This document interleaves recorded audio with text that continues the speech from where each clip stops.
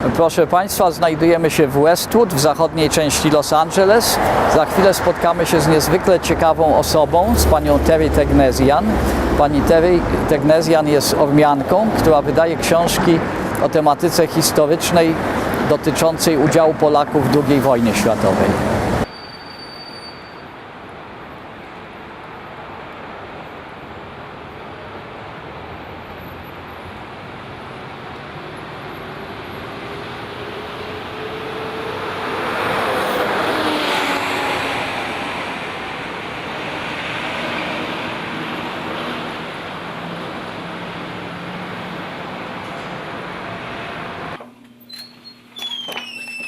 Hello. Let me get Terry for you, see? Yes, we are sorry, we are late. Oh, not to worry, see? They're here. Okay. Hey. Terry, I'm so sorry. Hi, no problem. Yes. Good to see you. Good to This see is you. Yeah. This Hello. is Hubert Gorczyca. I'm sorry, what's his name? Hubert Gorczyca. Hubert, hi. Terry, thank you very much for meeting us. I'm a huge fan of yours. Not too many people do what you do, and obviously you found a niche that is unusual for a person that is not Polish born. How did it happen? Well, first of all, thank you so much for coming to interview us. I'm thrilled to be here with you today, Wojciech. I have to say I was hooked by the heroism of the Poles, and I certainly didn't start out to start a publishing company about Poland in World War II. I used to practice law here in Los Angeles and burned out doing that. I started writing a book that had a World War II backstory, and somewhere I'd heard about the Polish fighter pilots being these super ace pilots during World War II, and I thought, well, maybe I'll make a character, a Polish fighter pilot. So I went to UCLA and I started researching about Poland in World War II. That led me to this business.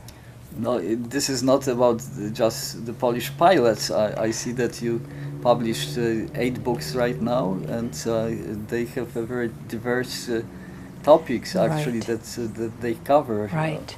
Well, I am actually one of the proudest moments was when we were able to obtain the rights to 303 Squadron, which is the best known book about the Polish pilots. We published this in 2010 in a brand new translation, which Mark Fiedler, the son of Arkady Fiedler, the author, asked us to do a new English translation. And that was the first time in English that it identified who the pilots actually were. I see that some of your books actually had translations in other languages. So English is not the only language that your books are published in. Correct. We've actually been very fortunate to sell translation rights. I think once a book is translated to English, if it originally appeared in Polish, it's easier for publishers around the world to then translate into their languages. I would say our most translated book is The Auschwitz Volunteer Beyond Bravery, which is Witold Pilecki's most comprehensive report about his undercover mission at Auschwitz. So this book was translated into Well, Italian? No, let me show you. Here's the Finnish version. Here is the Taiwanese Chinese version. Here is the mainland China version. There are 2 different types of language. Yes. This is the Portuguese version, the German version, and we have the Italian version. This is beyond comprehension actually. No one has done so much to publicize this report as actually you've done so far. And I'm saying this because I know that no one else have done that much. So Well, thank you. And I will tell you, we were extremely excited because we got a wonderful review in the New York Times Sunday Book Review, where the New York Times called this book a historical document of the greatest importance. And then last summer, the Wall Street Journal called this book one of the 5 best books about wartime secret missions, which we're really, of course, very excited about. I actually took an ad. Let me see if I can find it for you. We prepared an ad based on that we've taken in a number of different magazines. This was the ad that we prepared based on the Wall Street Journal, one of the 5 best books on wartime secret missions, which is pretty, pretty great praise, I think. I think that the Polish community should really help you with the advertising costs, because yeah, that would be great. Obvious obviously. that any kind of activity of this type requires marketing, and I do believe that we can do much more for you than we've done so far. Well, that would be great. Let me show you some of the ads we took. World War II History Magazine did a special issue on Adolf Hitler. So we did an ad opposite the table of contents, which is where I try to have our ads. Poland, the first to fight Hitler. Just to remind people that Poland was the first to fight Hitler.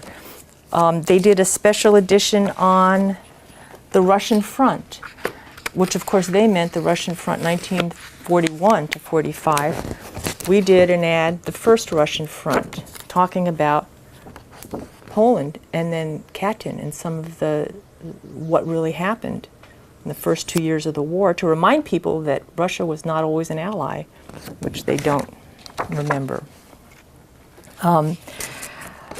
We've also done an ad which I call Which Ally, because I want to remind most people, especially in America, don't understand, if they know anything, don't even know that Poland was an ally, but don't understand how much Poland did. So we have Which Ally ran the largest non-communist resistance organization in occupied Europe.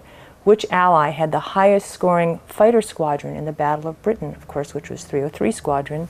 And then Which Ally carried out a daring, nearly 3-year-long undercover mission at Auschwitz, and the Auschwitz Volunteer. I also, and then again, just a reminder, the first to fight Hitler. We also recently ran an ad called Freedom is Not Free. This is Julian Kulski, author of The Color of Courage, which is his teenage diary. His dad was the deputy mayor of Warsaw, and Julian was a 10-year-old Boy Scout when the war broke out. His scoutmaster recruited him into the underground army at age 12. And he ran a secret mission into the ghetto at age 13, arrested by the Gestapo at age 14, and then fought in the Warsaw Uprising at age 15, taken prisoner by the Germans. And he is still alive. He's amazing in Washington, D.C. This book is his wartime diary. And we've done something very special with this book. Let me see if I have it. Color of Courage, which actually won both a silver and a gold at the Ben Frank. Actually, all of our books have won awards, 1 or more awards. We're very proud of that. But with this book, I spent a lot of time researching and licensing original historical film footage. And I worked with the film and sound editors here in Los Angeles to create 11 digital extras. We call them digital extras. There are 11 short videos, mostly under 3 minutes. They're posted on YouTube, but they're unlisted because obviously I'd like people to buy the book, but you can access them if you have a smartphone with a QR code reader. You can run your smartphone over the QR code, or we have the URL underneath. So that's really, for us, super exciting. We thought it was a great way to try and bring younger people in. In fact, all of our books, we try and use a lot of photographs and illustrations to bring, because people like to see pictures. So sometimes we spend as much time researching and licensing photographs as we do doing the editing and typesetting. And that hopefully brings the books to life more than just black and white text. Mixing different media is important in this age, obviously. Young people have not often enough patience to just concentrate to read. on the text, so yes. it is always helpful. We do have one DVD, which is Siege, original footage by Julian Bryan of the Siege of Warsaw in September 1939. This is a 10-minute newsreel that was nominated for an Academy Award in 1940 and has been inducted into the United States National Film Registry as one of this country's most important films. And we added additional material to the DVD so that we licensed this from Julian Bryan's son. And we included in the beginning, we have a small handout that goes with it with the contents, and then a little kind of timeline about World War II that highlights a lot of the Polish accomplishments.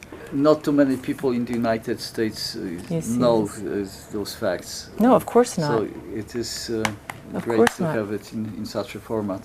Thank you.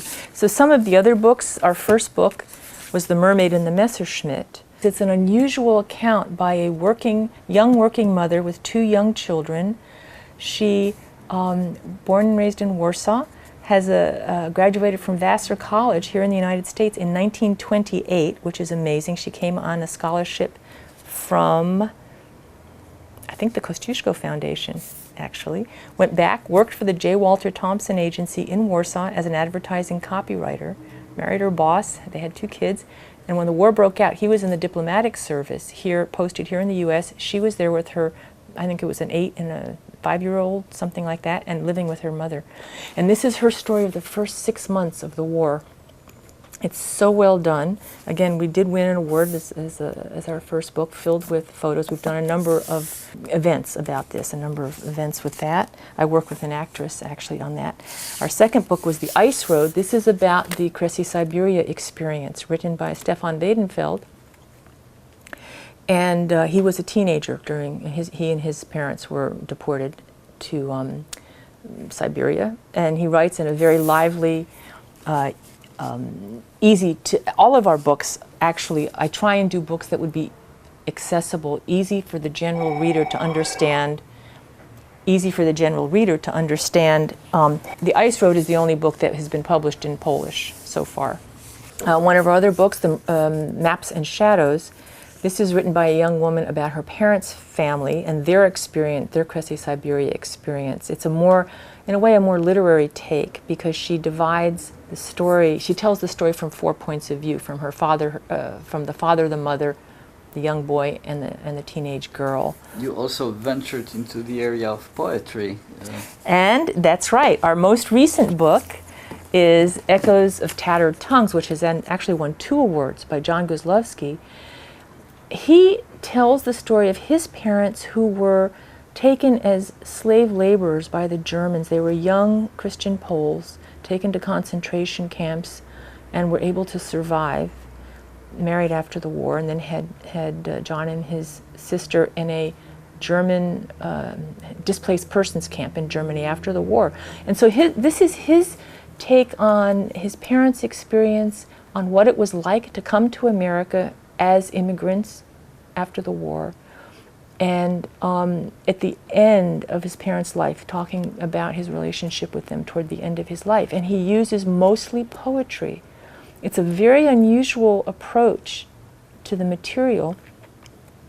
And when John first called me about the book, I listened to him and I said, "Oh, John, poetry doesn't sell.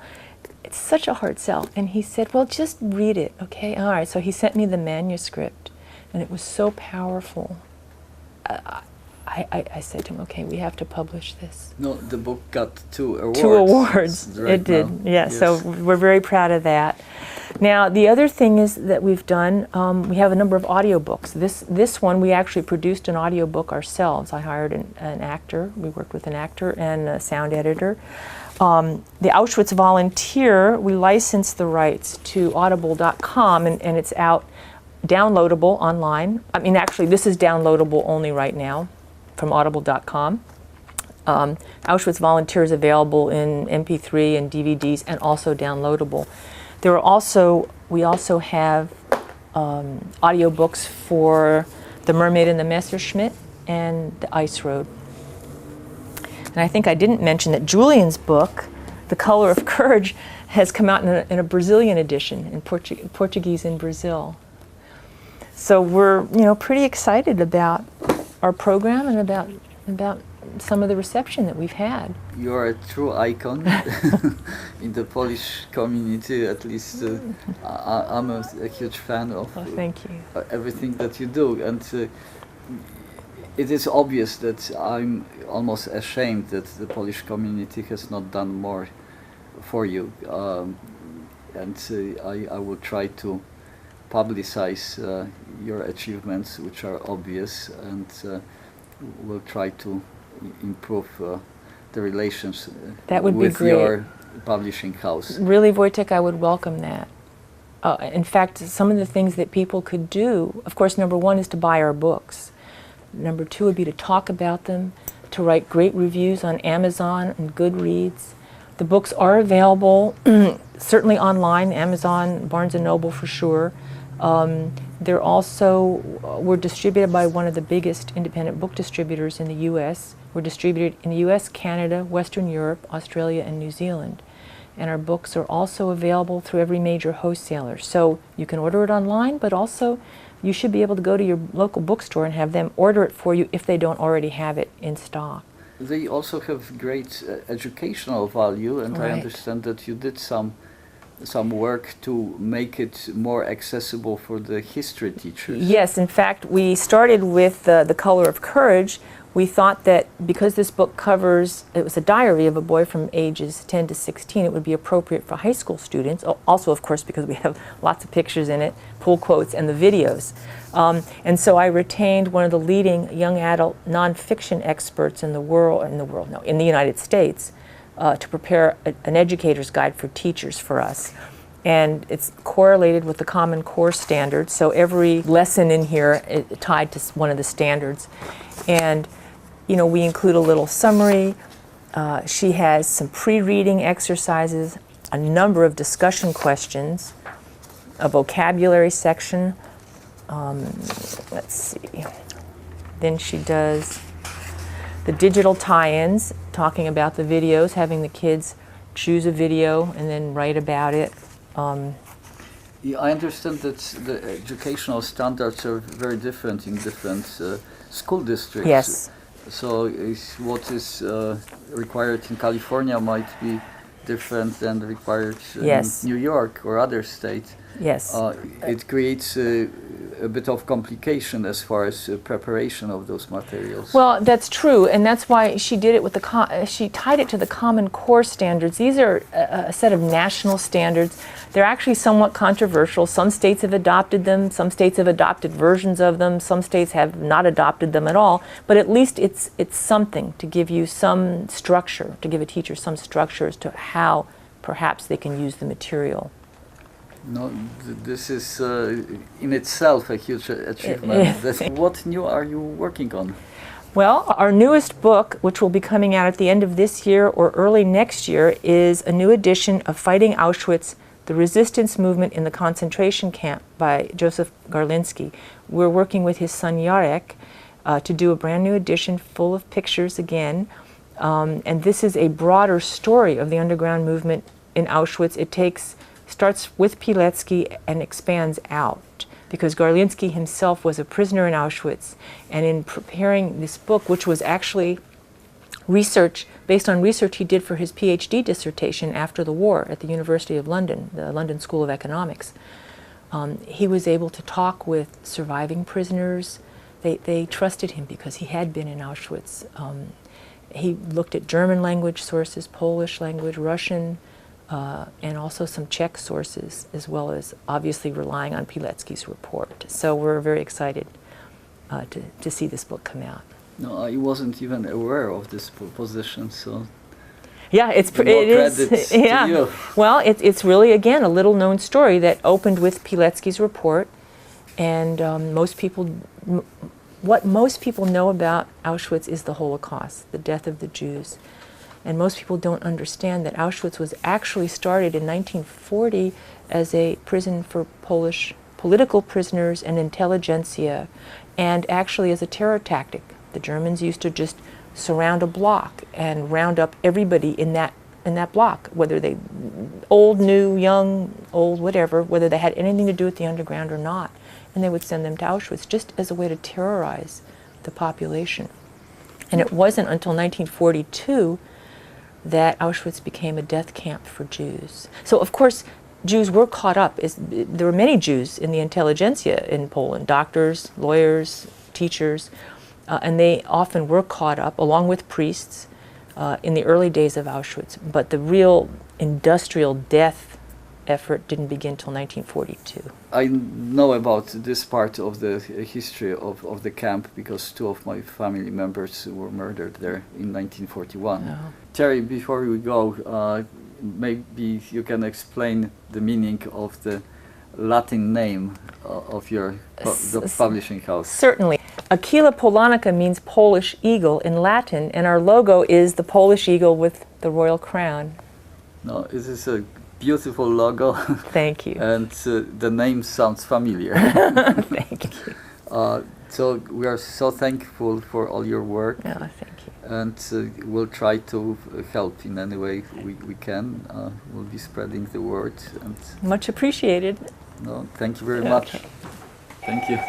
Oh, for my all your pleasure. work. My pleasure. Thanks. Thank you.